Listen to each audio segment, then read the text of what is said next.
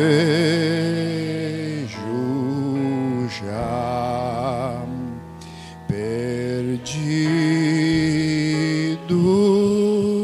Ele me achou.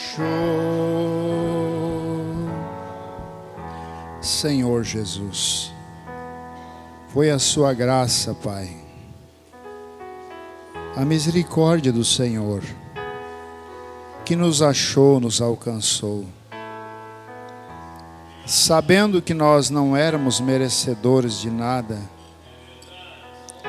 não tínhamos nada para oferecer, a não ser pecar. Mas a graça, a sublime graça, ela tem nos encontrado, Pai. Ó Deus, eu sei que o Senhor está aqui nessa noite, pois a sua presença, Pai, ela faz com que nós, ó Deus, se sentimos bem, meu Deus. Aonde todas as ansiedades, as depressões, as angústias, os problemas, nesse instante eles, Pai, são dissolvidos pela grande presença do Senhor.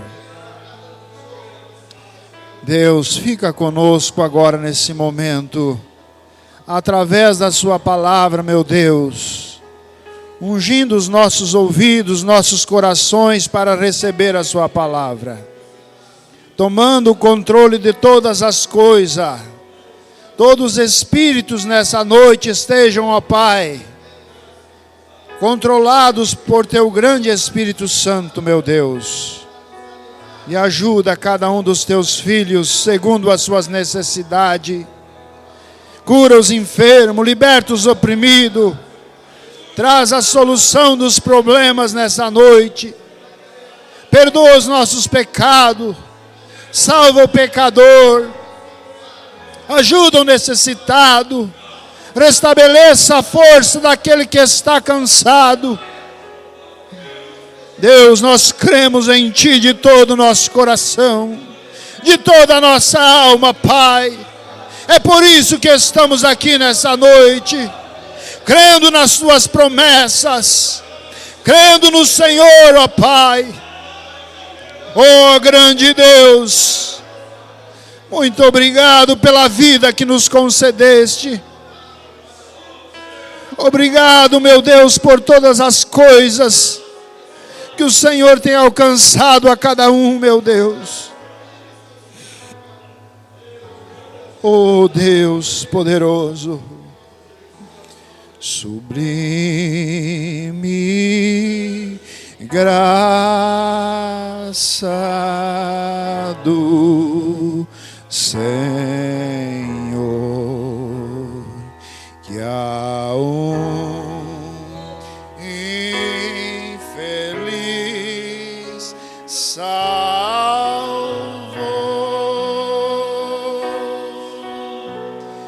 Eu cego fui, mas vejo já. Perdido,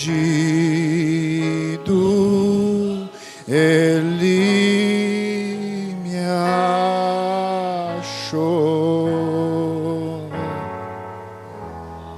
Graças a Deus. Boa noite, irmãos, irmãs. Que Deus continue abençoando a cada um de vocês. A graça, sublime graça, que nos tem alcançado, mesmo nós não tendo nada para oferecer. O profeta diz: que culpa tenho eu, se Deus me escolheu, se Deus me amou? O que eu posso fazer é ser agradecido por isso. Somos agradecidos ou não somos? Amém? Graças a Deus. Vamos ler a Bíblia Sagrada nessa noite. Gênesis capítulo 3. Está conosco um amigo meu, nós trabalhamos 10 anos numa empresa. Nelson, onde está o Nelson? Está lá no final, lá, Nelson. Essa semana nós conversamos com ele e eu convidei ele para vir no culto. E ele deu a palavra que vinha e está aqui nessa noite, cultuando conosco. Deus te abençoe, nós. Sinta em liberdade em nosso meio. Também que veja o irmão Flávio, a irmã, que Deus abençoe vocês. Quem mais que está conosco nessa noite aqui? Não? Todos da casa? A irmã Dila, Deus abençoe. Por anos, né, Dila, nós falamos da palavra. E essa semana o irmão Evandro me deu uma boa notícia, né? Que ela quer conhecer mais profundamente a mensagem. Nós vamos dar todo o suporte que precisa para você se aproximar e conhecer mais esse Deus que nós amamos e servimos. Amém? Vamos ler aqui então, Gênesis capítulo 3, versículo 24. E havendo lançado fora o homem, pôs querubins ao oriente do jardim do Éden, e uma espada inflamada que andava ao redor, para guardar o caminho da árvore da vida. Agora Gênesis capítulo 6, e no versículo 11. A terra, porém, estava corrompida diante da face de Deus, e encheu-se a terra de violência. E viu Deus que a terra, e eis que estava corrompida, porque toda a carne havia corrompido o seu caminho sobre a terra. Que Deus acrescente as bênçãos sobre a sua palavra, podei-vos assentar.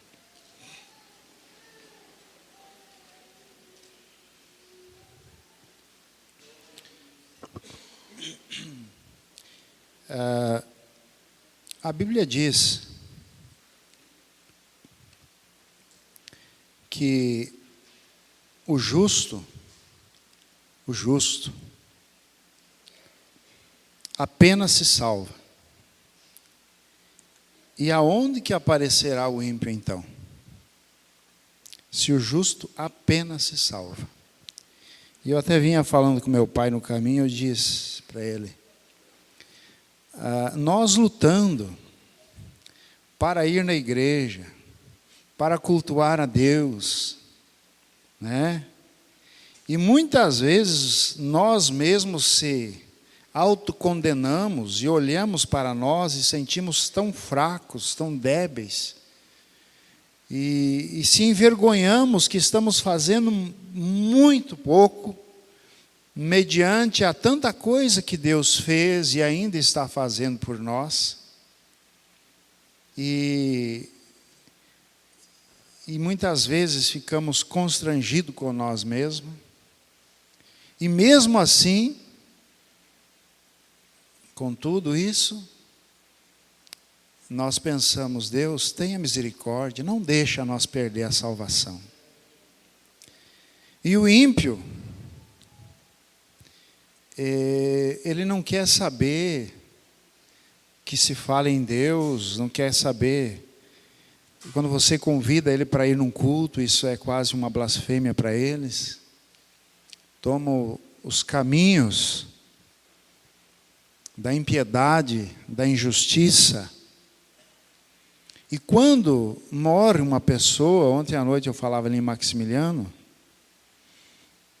vem o ministro, alguém disse, esse descansou, esse está no seio do Pai, mas ele nunca tomou o caminho da salvação. Não há como nós justificar que uma pessoa que não toma o caminho da salvação, ele possa ter descanso eterno. Por isso que é importante, irmãos, nós aproveitarmos a oportunidade que Deus concede a cada um. Aproveitar, se dedicar e buscar a Deus, como disse Isaías, buscai ao Senhor enquanto se pode achar. Porque haverá um tempo, irmãos, hoje nós temos essa oportunidade de você vir à igreja cultuar a Deus, ter essa liberdade para cantar, para glorificar, para professar a fé que você defende, dizer, olha, eu sigo, eu creio numa mensagem profética, precursora da segunda vinda de Jesus, eu creio no sangue derramado, eu creio no batismo em nome de Jesus Cristo. Mas chegará um tempo, irmãos, quem sabe, que vocês vão ser totalmente privados. Quando você falar isso, automaticamente vai ter alguém ali que vai algemar você, vai levar, quem sabe, para a cadeia por professar isso. Porque a noiva passará por um aperto. Ela não passará pela grande tribulação, mas ela passará por um aperto. O profeta diz que esse tabernáculo um dia vai ter uma placa, um banner, dizendo, fechado. Então, quanto a tempo, vamos buscar a Deus. Vamos adorá-lo, vamos glorificá-lo, porque Ele é bom para conosco, né? É nós que às vezes não somos bons, mas Deus é bom. Caminhos, vamos falar um pouquinho sobre caminho?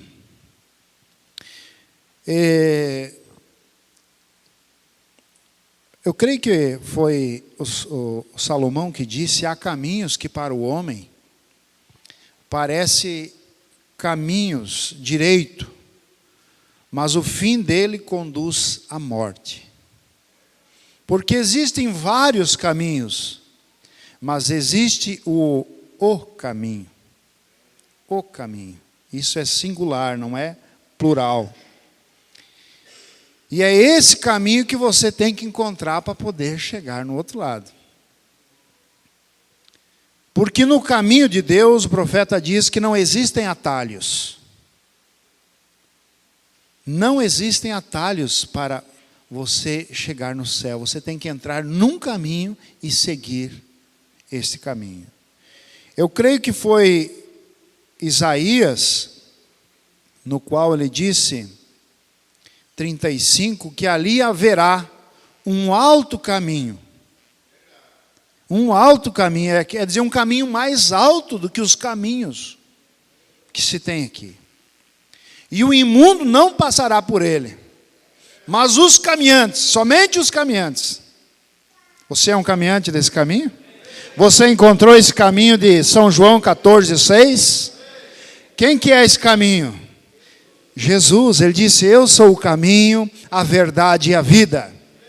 O caminho que conduz à salvação não é o caminho da religião, religiosidade. Não. Não é o caminho da tradição, do credo, da teologia do homem. O único caminho que conduz à salvação chama-se Senhor Jesus Cristo.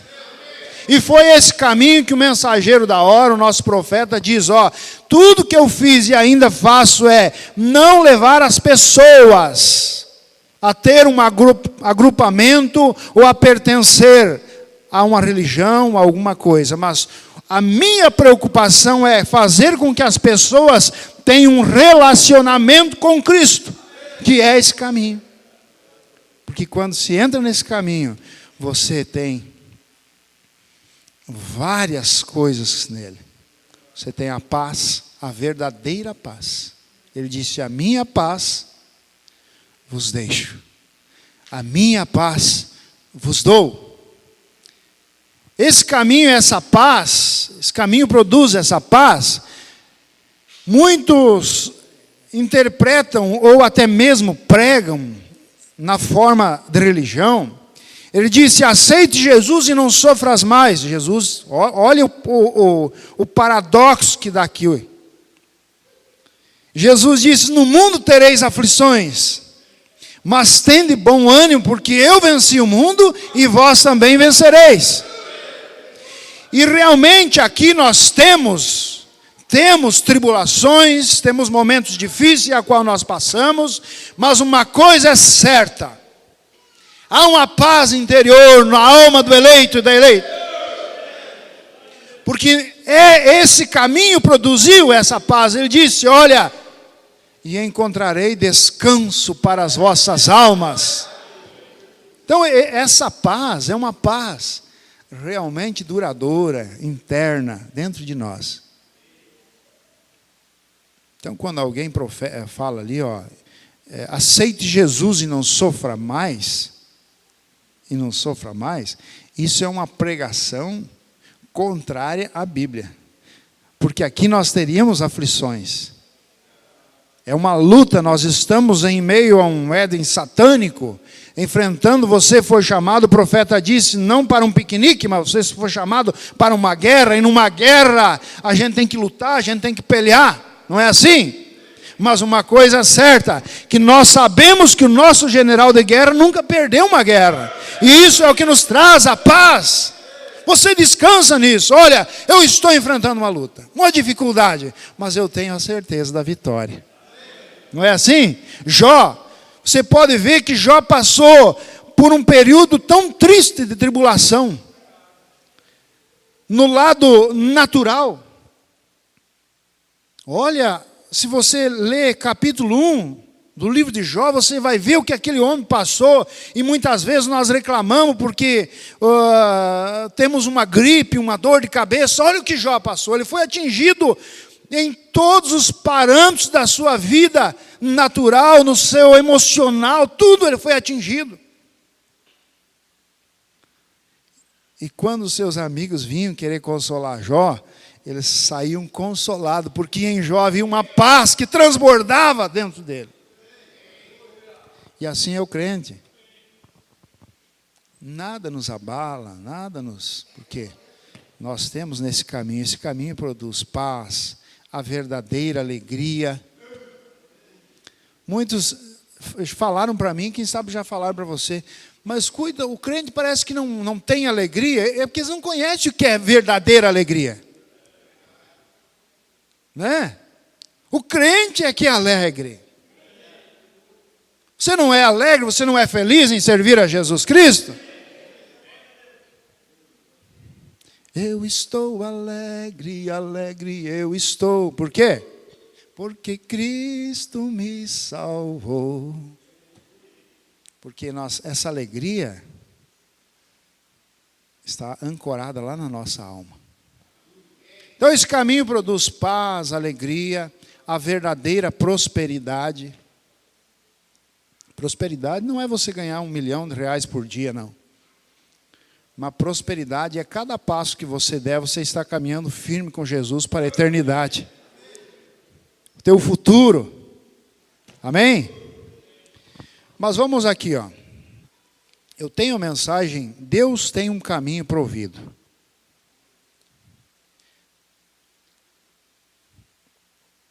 Agora, se nós observarmos, o homem, ele saiu desse caminho lá no Jardim do Éden, nós lemos ali. E quando chega no 24 do capítulo 6, nós encontramos que o homem se meteu num caminho, numa enrascada de pecado, que Deus se arrependeu de ter feito ele. E a mesma condição é os dias em que nós estamos vivendo agora. Porque os caminhos que o mundo tem hoje têm conduzido à morte, à destruição. Tudo aquilo que o homem chama de prazer, chama de alegria, traz frustração, tristeza, decepção, morte, abandono, depressão. Esses são os derivados de seguir o caminho do homem. E observamos ali que a Bíblia diz que os caminhos do homem estavam corrompidos a tal ponto que Deus se arrependeu de tê-lo feito.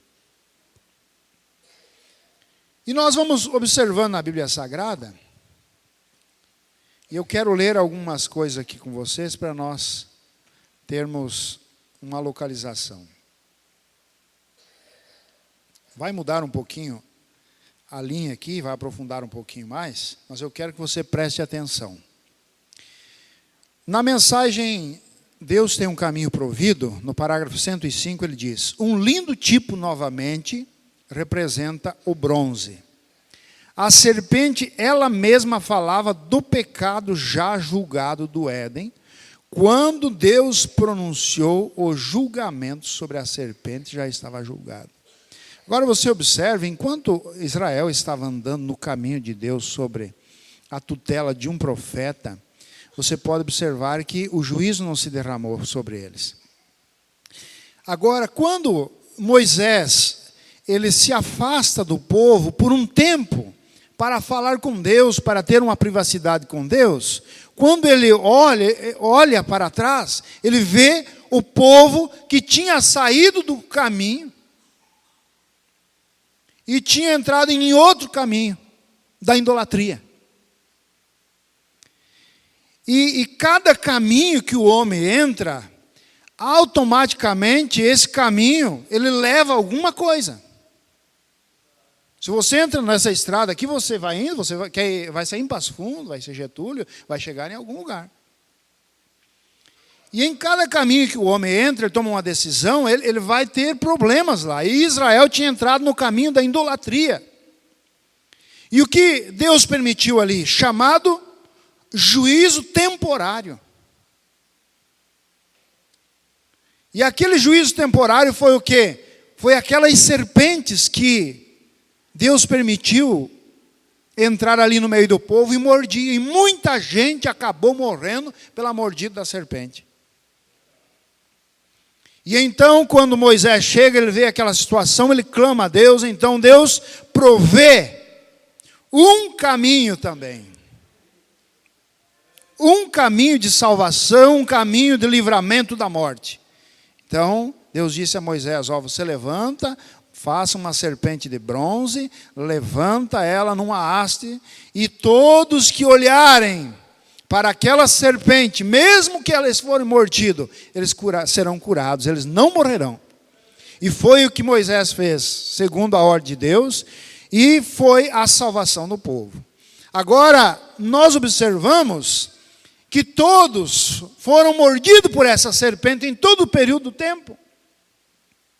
E quando chega aqui, no período em que Jesus chega naquele período ali, nós encontramos ele mesmo dizendo, não há um justo sequer, porque todos pecaram, Paulo dizendo, Romanos 3:23, todos pecaram e destituídos estavam da glória de Deus, todos condenados à morte. Então Jesus disse, importa que assim como Moisés levantou aquela serpente de bronze lá, importa que o Filho do Homem seja levantado outra vez. E Isaías disse, olhai para mim todos os termos da terra e serei salvo. E todos que olharem para Cristo, por isso que Paulo disse, olhando para Cristo, o autor e consumador da nossa fé, aí que vem a salvação, porque Ele é o caminho provido de Deus para a humanidade. Vocês creem assim? Mas voltamos aqui. Então Deus pronunciou o julgamento sobre a serpente de bronze, pois já estava julgado. O bronze fala do julgamento divino no altar de bronze, onde os corpos dos animais eram queimados depois do sangue ser tirado. Todas as 9 horas da manhã, meio-dia e 3 horas da tarde, galões de sangue eram jogados nesse altar sobre os corpos das bestas mortas, como aqueles cordeiros, aquelas novilhas, enfim, aqueles animais mortos ali.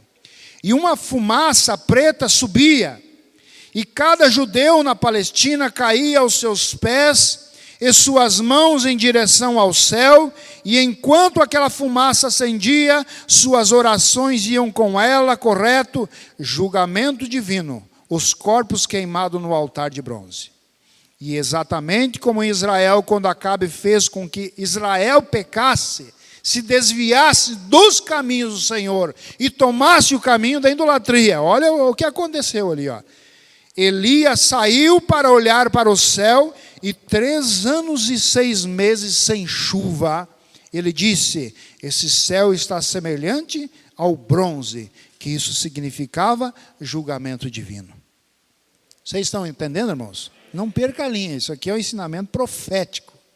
Isso aqui não é um ritual, não é uma teologia do homem, não é intelectualidade, mas é o maná de Deus para a noiva de Deus, trazida através do mensageiro, do profeta de Deus.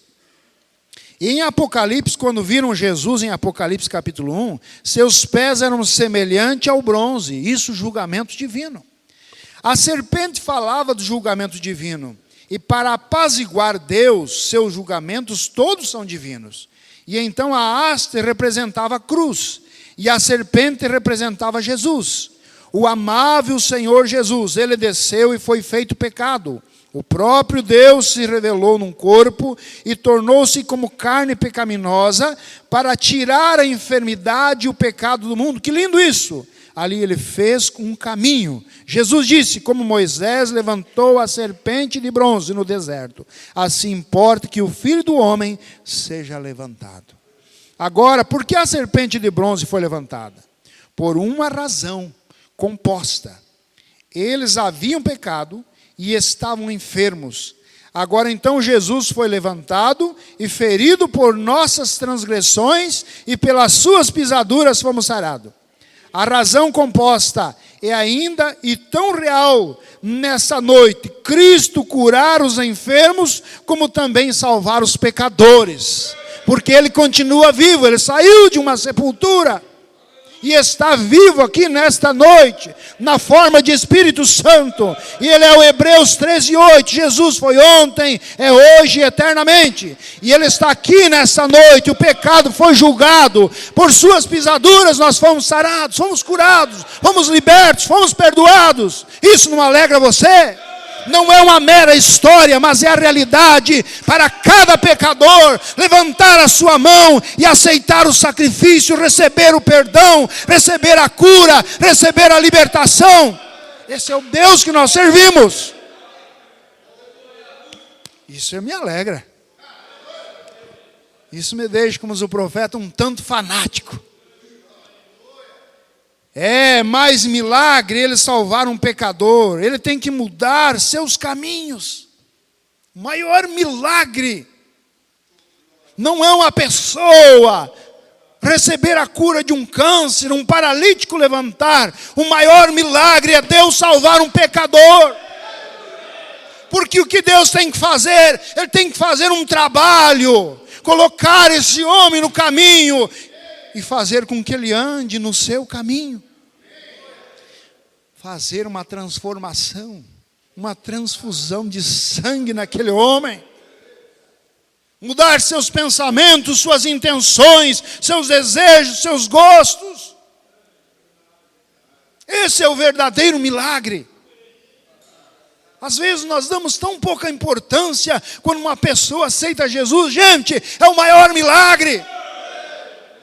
Nós se empolgamos, gritamos, choramos, se emocionamos quando vimos um paralítico largar uma muleta e andar. Não, isso não é o maior milagre. O maior milagre é a pessoa aceitar a pessoa de Jesus Cristo como seu Salvador, porque Ele entrou no caminho que vai para a eternidade.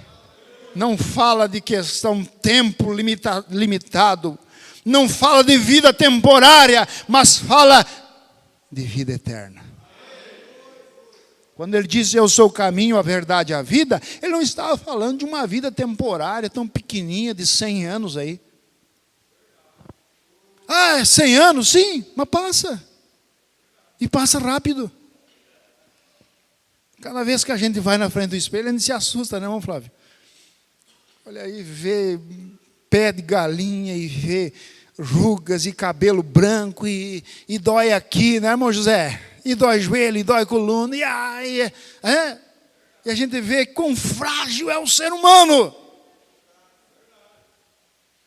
Mas temos uma esperança, porque estamos no caminho.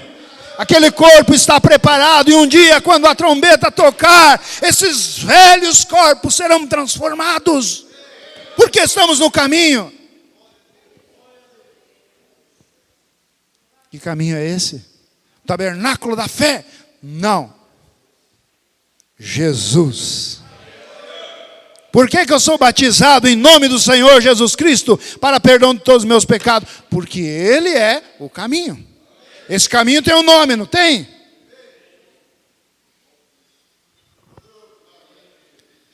Oh, meu Deus. Outro tipo. Agora eu quero que você preste atenção, que a mensagem é algo profundo. Só que é assim, ó, é como um cavalo enciado. Você notou que toda pregação ela é como um cavalo enciado. Ela passa e se você não monta, você perde. Como uma mesa servida, meio rápida ali, entendeu? Comeu, comeu. Se não comeu, já tira a toalha e você perdeu, ficou com fome. Olha aqui, ó. Outro tipo lindo, rapidamente aconteceu de eu lembrar, no livro de Ruth. Muitos de vocês passam por cima desse livro, não pensam sem pensar o que é. Esta é uma das maiores histórias, um tipo de Cristo de todo o Antigo Testamento, o livro de Ruth. No primeiro capítulo, Ruth e Noemi. A palavra Noemi significa agradável. Ela, seu esposo e seus 2 filhos saíram da Palestina. Veja, tomaram um caminho, saíram da Palestina. E da Palestina é o tipo da igreja. Eles saíram da Palestina e foram para a terra de Moabe. E ali eles se alojaram fora de sua terra natal. Isso é um símbolo de apostasia. Como fez Israel, quando o judeu que saía da Palestina estava fora da vontade do Senhor. Deus deu a Palestina para os judeus. E todo judeu que sai da Palestina estaria fora da vontade do Senhor. Vocês estão compreendendo, irmãos? Irmãos, no nosso cotidiano, muitas vezes, nós formamos um caminho. Desde um negócio. Se você não pedir a direção de Deus e deixar Deus guiar e colocar em você um sentimento para fazer, você faz aquele negócio errado, aquele é um caminho que vai levar você à tristeza. Quantos negócios que traz decepção? Um casamento, jovens, vocês podem tomar um caminho errado, a sua própria escolha, pois não tem a direção de Deus, e aquilo pode levar a um caminho de decepção, de lamento, de tristeza, de problemas, de dificuldades. Mas quando Cristo está no controle, porque esse caminho é um caminho vivo. Olha aqui, ó, voltamos então.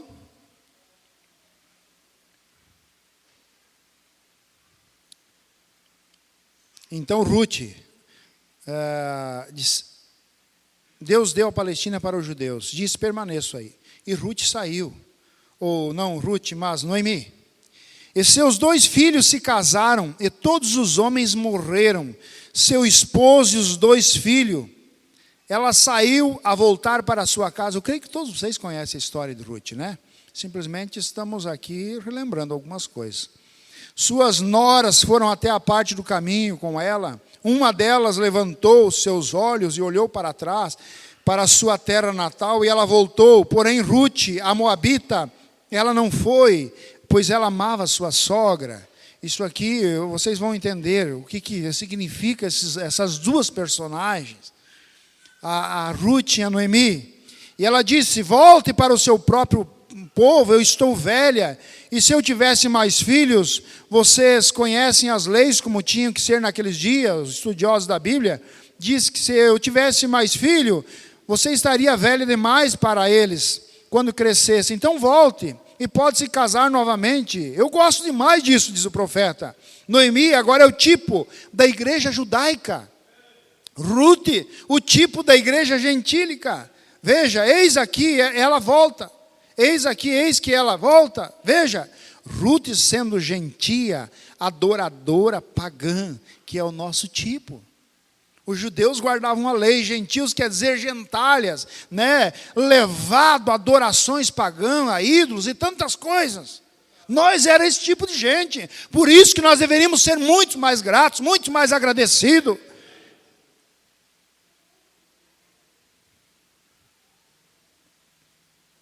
E veja, então Ruth, sendo gentia, ela disse, adoradora pagã, ela olhou para trás e disse: contigo, onde viveres, eu viverei. Onde morreres, eu morrerei. Onde fores sepultada, eu serei sepultada. Que seu Deus seja o meu Deus. E que, veja, esta é a igreja gentia, aceitando a salvação através de Jesus Cristo, nosso Senhor. Observe que linda figura, eu queria ver isso com mais tempo, diz o profeta. Porque olha a decisão, não foi uma decisão parcial de Ruth. olha, eu vou contigo, mas impondo condições. Olha, eu vou contigo, mas se der um probleminha, daí eu volto. Não, eu vou contigo. Olha a proposta. Se tu morreres, morrerei contigo. Aonde tu for sepultada, eu vou ser sepultada. O teu Deus será o meu Deus. Isso é decisão convicta. Não é daqueles crentes fracolas, não, mas é daqueles crentes que tomam uma decisão por Cristo. E como disse Paulo, e ainda, quem vai me separar do amor de Deus? Morte, dificuldade, problema, enfermidade, nada vai me separar do amor de Deus. Essa é a figura da Ruth, e você tem que se identificar nisso. Estou seguindo. O que a Noemi representa? A igreja judaica, porque lá foram os princípios das leis de Deus. Deus deu a lei para os judeus, foi ou não foi? E toda o Novo Testamento, ele é todo baseado na lei. Porque Deus não aboliu a lei, simplesmente ele aperfeiçoou. Mesmo aquelas sombras, elas tornaram-se reais para nós. Eu sou Ruth, andando com Noemi. Mas deu qualquer ventinho. Pois é, Noemi, eu vou voltar. Eu vou regressar. Não. Vou contigo, não importa a condição. É a asa. Velho e Novo Testamento. Aí você consegue voar. Veja. Olha aqui.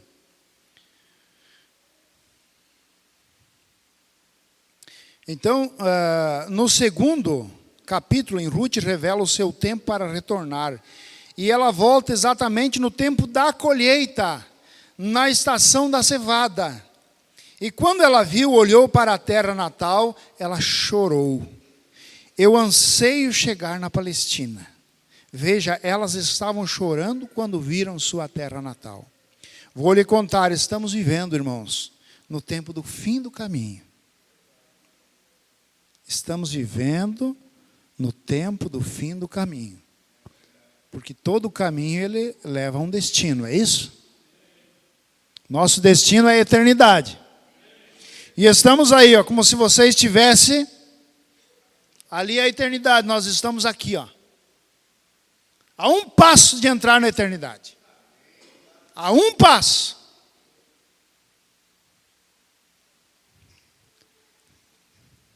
Por isso que Paulo disse, um pouquinho de tempo, e o que há de vir virá, e não tardará, mas o que recuar, minha alma não tem prazer nele.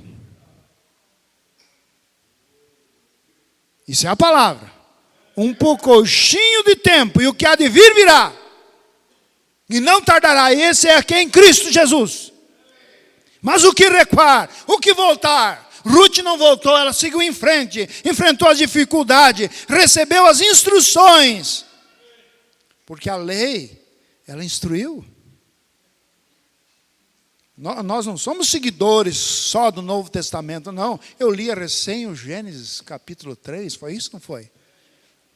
Nós estamos recebendo as instruções do nosso profeta para ele poder trazer a revelação dessa mensagem. Ele teve que ir lá no Gênesis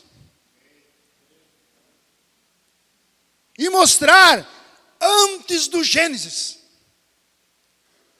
Olha que é só um profeta para mostrar antes do Gênesis, né?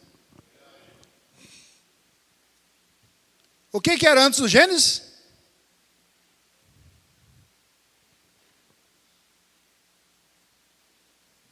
Aquela grande luz. Não era isso?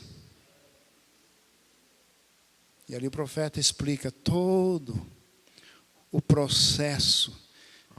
O profeta chega a dizer, antes do Gênesis, porque ali em Gênesis capítulo 1, não estou saindo do foco aqui, mas para você entender, nessa etapa aqui, no Gênesis capítulo 1, Deus já era Deus. E disse Deus, haja luz, veja ali. Agora, quando chega o mensageiro dessa era, porque é o Apocalipse capítulo 10, versículo 7, é onde diz que seria revelado os segredos. E antes do Gênesis, quem poderia explicar? Se não fosse um profeta que conhece a parte de trás da mente de Deus. Ele explicou antes do Gênesis. Porque em Gênesis capítulo 1, Deus já era Deus. Mas e antes, o que era Deus? Era apenas um halo de luz. E ele não era Deus. Deus não era Deus, sim, porque a palavra Deus quer dizer objeto de adoração e não tinha ninguém criado para adorá-lo. E então Deus ali faz as suas hostes celestiais, anjos, arcanjos, querubins, serafins, e aí ele ganhou um título de Deus. E começaram então suas hostes a adorá-lo. E ele passou a ser Deus. E Deus fez todas as coisas espirituais para depois fazer as naturais. Mas bem, vamos voltando aqui na mensagem. Mas isso é gostoso, né? Isso leva a valorizar o que nós temos em mão. Não é uma religião, um fanatismo, um punhado de credos do homem. Não, o que nós temos na mão é algo grande. Isso deve motivá-lo para vir cultuar a Deus e agradecê-lo por Deus ter te escolhido.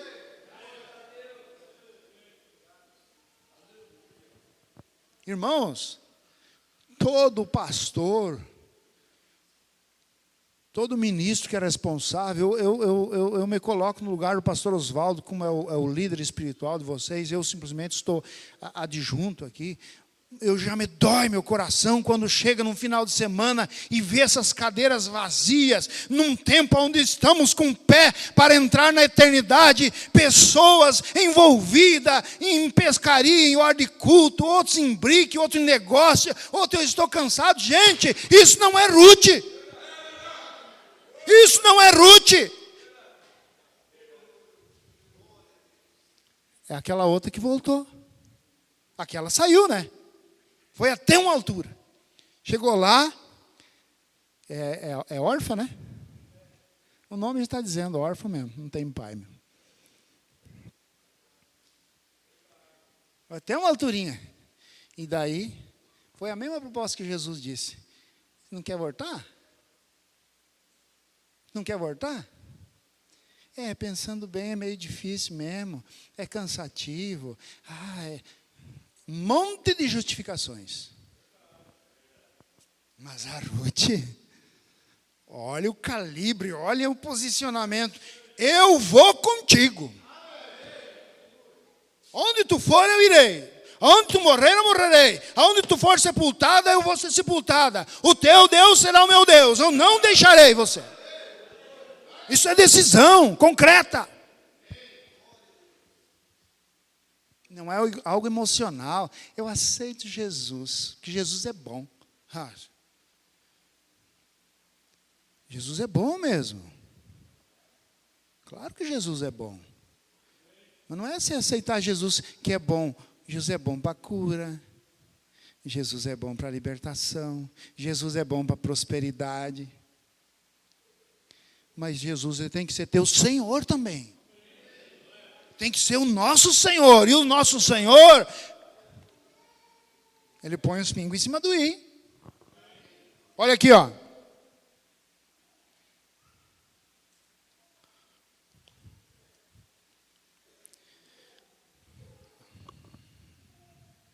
Então veja.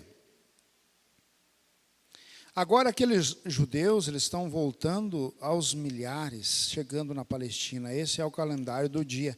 Se você observou, isso aqui é uma sincronização da mensagem final de semana. Lembra, nós falamos sobre os judeus, voltando para a Palestina, 1948, e já estão lá, todos reunidos, estão lá esperando o profeta deles. Você quer ver o profeta deles? Você quer ver o profeta deles lá? Não, eu também não. Mas eles estão lá esperando, todos ansiosos. Estão esperando o Messias deles. Eu não quero ver esse dia, porque eu já estou no outro lado.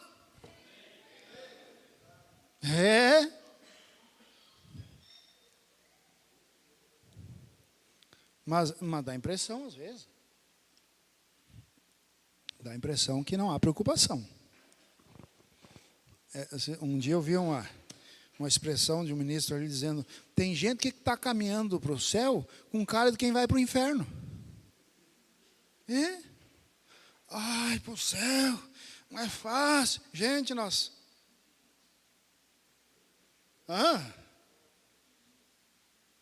E tem outros que estão indo para o inferno com cara de quem vai para o céu. Não é assim? Nós temos que mostrar o que há dentro de nós. Os mandamentos do Senhor não são pesados. A Bíblia diz isso. Sabe por quê? Porque para o obediente, existia um cara dizendo assim: os militares estão aí para tomar o Brasil. Estamos aí para uma ditadura militar. Meu Deus, os militares. Você está com medo? Então tu está contra a lei. Porque a lei, o militar, ele é ruim para quem transgride a lei. Aí é pesado mesmo. A Bíblia, a mensagem é pesada para o desobediente. Mas para aquele que obedece, que segue, isso é bênção, é maravilha. É maravilhoso seguir a Jesus Cristo. Aleluia!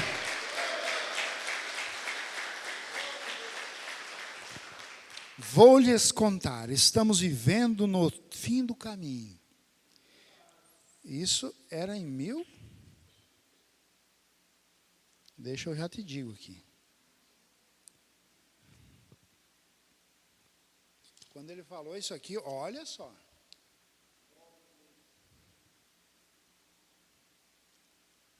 Em 1954. Ele falou que estávamos no fim do caminho.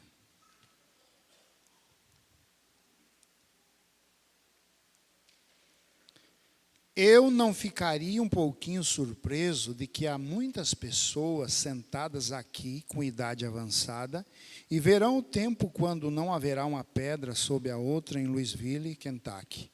Pode ser mais e mais um ano, eu não sei, não diga eu disse um ano, eu não sei, ninguém sabe. Mas estamos no tempo do fim, do caminho, eu sei disso. Aquelas bombas de hidrogênio e coisas estão prontas para explodir a qualquer hora. Gente, 1947,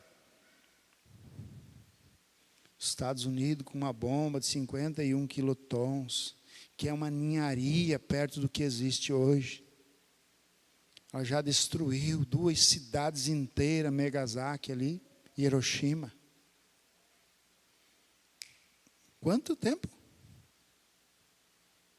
Faça uma pesquisa, busca na internet para ver como é que está. Qualquer paizinho que não tem nem o que comer, tem uma bomba de hidrogênio lá, que ele abala o globo terrestre. E pessoas despreocupadas. O profeta diz que nós estamos assentados em cima de um barril de pólvora. E como coisa que nada acontece.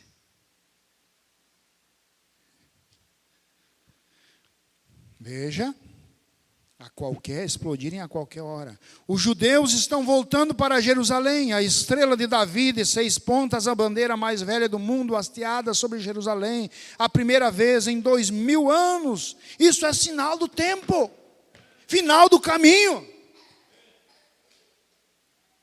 E observe exatamente como Noemi, que havia perdido tudo que ela possuía e estava regressando exatamente na estação da cevada, da colheita. E a Palestina hoje ela está desbrochando como uma rosa. Algumas das maiores coisas são encontradas, riqueza de todas as terras do mundo, produtos químicos encontrados no Mar Morto, que são inestimáveis para mencionar. A Palestina, maior país cítrico, limão, que pesa 5 libras, isso 2,25 kg. Veja, cada plantado ali. Pense nisso, tudo cumprindo a palavra divina. Deus indo para casa, os judeus retornando no tempo da cevada.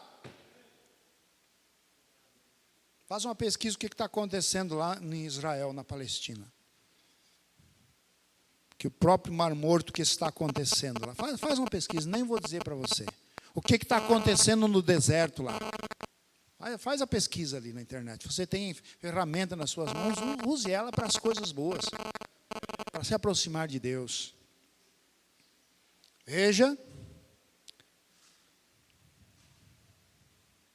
Ela levantou suas mãos e chorou e disseram: aqui vem Noemi. E ela disse: não me chamem de Noemi, pois Deus tratou amargamente comigo.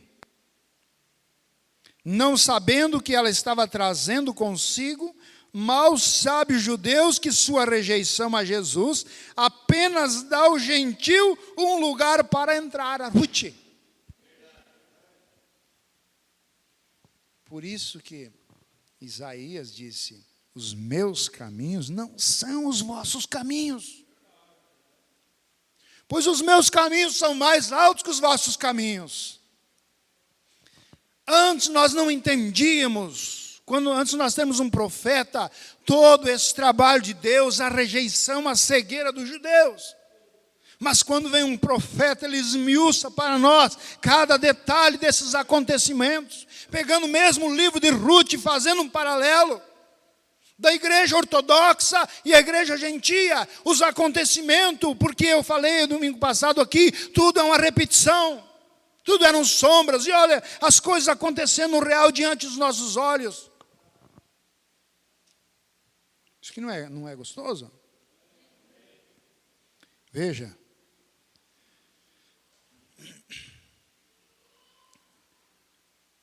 E note, o que elas tinham que obter. Toda a sua herança havia sido tirada dela. Então tiveram que fazer algo para viver. Ruth, sendo uma jovem bonita, saiu para os campos de Boaz para ceifar. Isso era o que os camponeses faziam, os pobres. Quero que você note o tipo que a igreja é uma igreja pobre. Ruth, sendo um tipo da noiva gentia agora, ela ia atrás das ceifeiras para apanhar alguns ramos que tinham um pouco de trigo neles, debulhava e assim um saco para viver ceifando descalça nos campos de Boaz. E Boaz era o senhor da colheita, representando a Jesus Cristo, o Filho de Deus, note, o grande senhor da colheita. E ele veio para ver seus campos, e ele viu os ceifeiros ali, e viu os segadores, e quando ele lançou seus olhos em direção a Ruth, ele se apaixonou por ela. É Cristo e sua igreja. Amor à primeira vista. Deus não quis saber quem você era, o teu passado, nada. Porque Ele tem o poder para mudar qualquer situação. Ele tem poder até para esquecer do nosso passado. Você sabia que nós não temos esse poder? Até o nosso perdão, nós perdoamos aqui, ficamos daqui a pouco, a primeira oportunidade, essa memória vem... Como é que é? Não é rebobina? Como é que é? Volta atrás lá, né? Mas aquele dia, Deus não. Deus perdoou você e lançou todo o seu passado no mar do esquecimento. E a Bíblia diz, e nunca mais lembra dele. Graças a Deus por isso. Né? E olha aqui o que o Boaz fez. Cristo Jesus. E ele disse, quem é essa donzela que ceifa no campo? E eles disseram, Ruth, trouxeram-na. A igreja judaica, sobre a liderança da coluna de fogo, sobre a liderança de Jeová, proveu o caminho do Antigo Testamento para o cristão, com o Espírito Santo novo, trouxe-a com eles. E se tivéssemos tempo para apoderarmos nisto um pouquinho, note, voltando. Então ele disse, diga-lhes para servir e sentar-se à senhora, à sombra, sentar-se à sombra e comer um pouco do alimento conosco. Se tivéssemos tempo para colocar mais ênfase nisso. Nota então esse Boaz, o que Cristo está fazendo, mesmo irmãos, depois de Ele conceder a promessa e te salvar, e te redimir, salvar a tua alma, ainda Ele está te servindo. Você está comendo com Ele, desfrutando das coisas boas que a cura, a libertação, a alegria. Olha quanta coisa boa que Deus faz. Vocês estão entendendo? Vamos mais um pouquinho aqui? É lindo isso aqui, né? Nota, então, Boaz olhou para ela e viu que era uma mulher virtuosa. Com certeza deve ter sido santidade.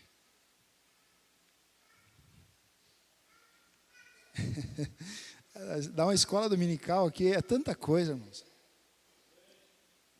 Se nós observarmos, quem que era Ruth? Era uma moça virgem? Pergunto para vocês, era uma moça virgem? Não. Ela era o quê? Uma viúva. Ela era uma viúva. É esse que é o problema. Tem muita Ruth com o marido vivo ainda. Tem que morrer o Malom, é Malom? Tem que morrer. Qualquer coisinha volta para o colo do Malom, né? Que é as carícias do Malom. Que é os afagos do Malom. Está entendendo? Creio que você tem que morrer o Malom. Morre o Malom e Cristo te assume.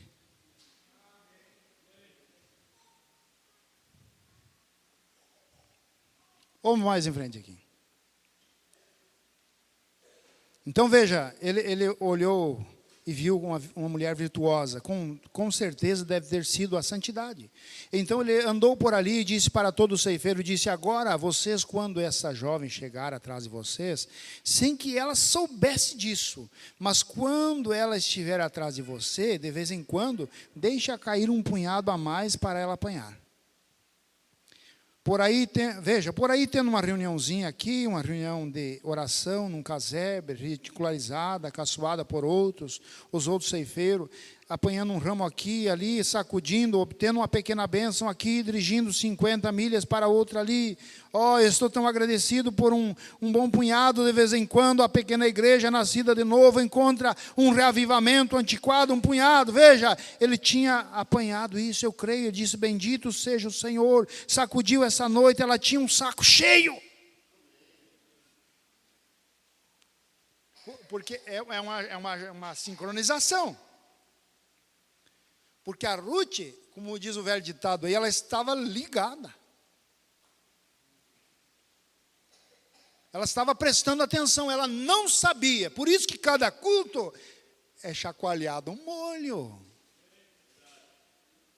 É chacoalhado um molho. E se você não presta atenção, você volta para casa com o cesto vazio. Volta para casa com o cesto vazio. Veja o que Deus disse, o Boaz disse, você chacoalhe, volta e meia, deixa cair algumas coisas para ela ali, sem que ela saiba. Mas ela não ficou lá assim, ó, viajando. Ela ficou, cada grão que caía, e quando chegou no final da tarde, o que aconteceu? Ela estava com o cesto cheio. Fé, virtude, olha que cesto cheio, temperança, paciência, piedade. Você sabe, de cor e salteado isso aí. Mas tem que prestar atenção. Se ficar viajando amanhã, eu tenho que fazer tal serviço. Não, você tem que, leia Romanos 12, que você vai entender o que é um verdadeiro culto que Deus quer. Olha aqui, mais um pouquinho. E à noite ela tinha um saco cheio. Boaz, representando Cristo, veio para a cidade rapidamente. Ele não queria que essa moça se afastasse. E disse, a quem ela pertence? E disseram, Noemi, a igreja ortodoxa, o judaica, deu à luz a igreja gentia. Isso mesmo. Disse, quem é ela? Disseram, ela é Noemi, ela vai. Ela disse, eu tenho que resgatar todas as posses dela. Eu tenho que resgatar as posses dela. Agora, na lei da redenção, irmãos, isso aqui é simplesmente uma pincelada. Num dia desse nós poderíamos aprofundar muito mais, mas o tempo hoje não dá. Mas eu quero que vocês observem aqui. Ó. Na lei da redenção do Antigo Testamento devia ser um parente redentor. E a lei requerida não era qualquer pessoa que podia redimir o patrimônio perdido, mas tinha que ser alguém que fosse parente. E então alguém que tivesse condições de redimir, digno o suficiente para redimir com condições financeiras. Voltamos um pouquinho aqui.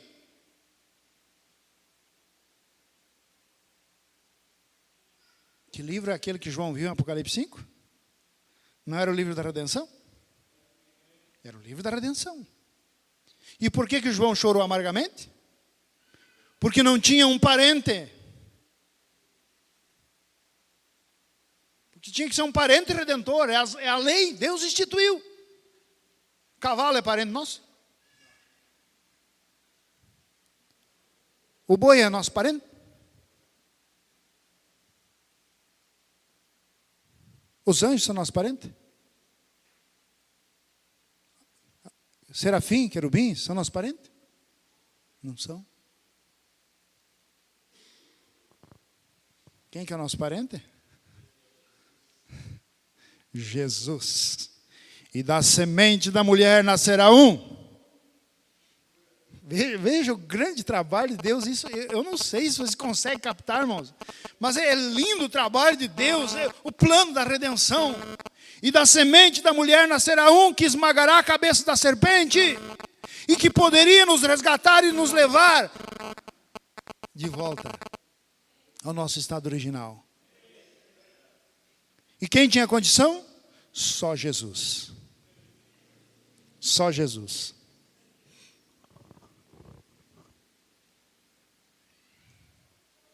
Para encerrar aqui. Que lindo isso. Cristo, digno, 2 vezes digno, Rei do céu, vendo a pequena igreja cheia do Espírito Santo, deixando cair um punhado de vez em quando.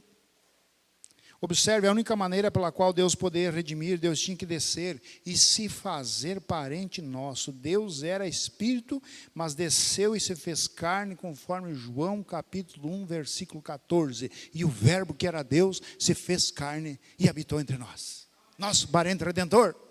Veja.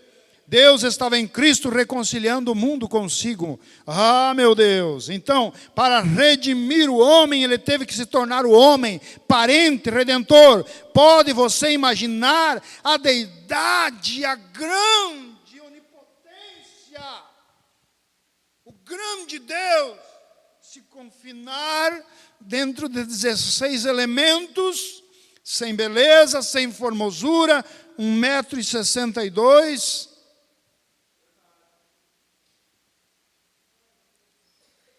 sofrer escárnios, ser rejeitado, ser amaldiçoado, chamarem de Belzebu, príncipe dos demônios, pendurarem numa cruz, nu, morte mais vergonhosa. Por quem? Por quem? Por esse aqui, ó. E se ele não fizesse isso?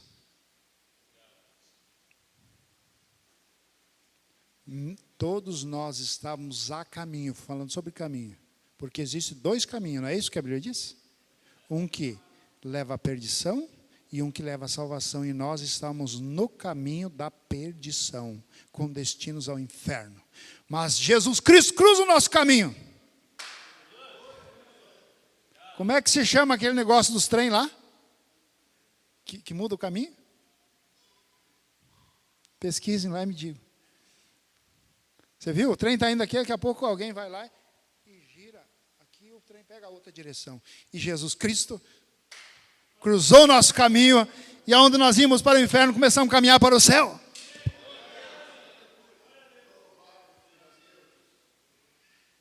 E como se caminha para o céu? Reclamando, murmurando, cabisbaixo, desanimado. É assim? É diferente. Oh, que lindo isso.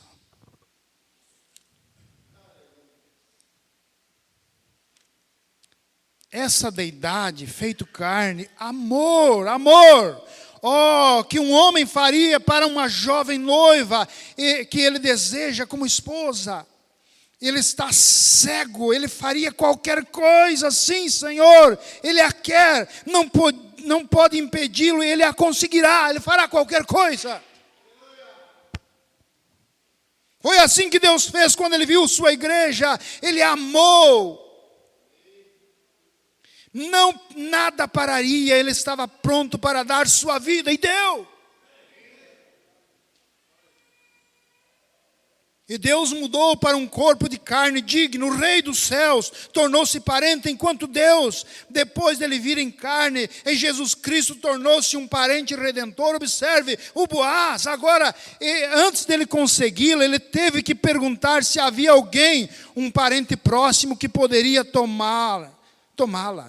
Então, não havia ninguém que poderia fazer isso. Então, ele teve que dar um testemunho público diante de Israel, de que ele havia redimido Noemi. E ele redimiu Noemi com o fim de conseguir Ruth. Você está entendendo? Porque a redenção, ela se entrelaça. Olha aqui, ó.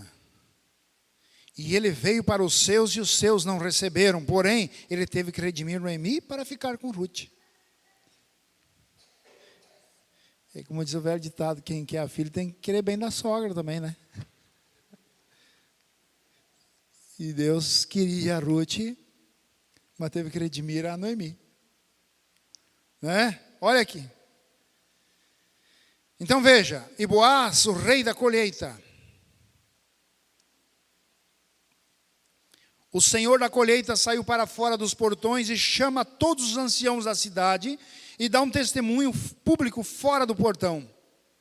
Isso é lindo, dá asas para a sua imaginação. Se você é um leitor de Bíblia, você vai ver esse parente redentor saindo da cidade diante dos anciãos e dando um testemunho público. Veja aqui. Veja. Ele tirou o sapato, chutou diante deles como testemunho e disse: eu neste dia resgatei toda a herança perdida de Noemi, e todas as suas posses são minhas nesse dia. E o que Cristo fez na cruz do Calvário? Testemunho público. Pai, ô Pai, está tudo consumado. Está tudo consumado. Cumpri tudo que a lei dizia. E expirou. E quando ele expirou, o diabo se alegrou. Mas ele não sabia que atrás da cortina Deus estava fazendo o verdadeiro trabalho. Lembra do bode expiatório? Que ele tinha que largar o bode no deserto para levar os pecados. Jesus não podia entrar no céu com os meus pecados, porque no céu não entra pecado. Então Deus tinha que ir aonde? No inferno. E Jesus foi lá no inferno, conforme Pedro disse. E o profeta enfatiza, e Jesus chegou lá, bateu na porta do inferno, e estava uma grande festa, porque eles estavam achando que tinham matado Jesus. Mas mata Deus, quer ver matar Deus. O diabo, ele engana e se enganou, né?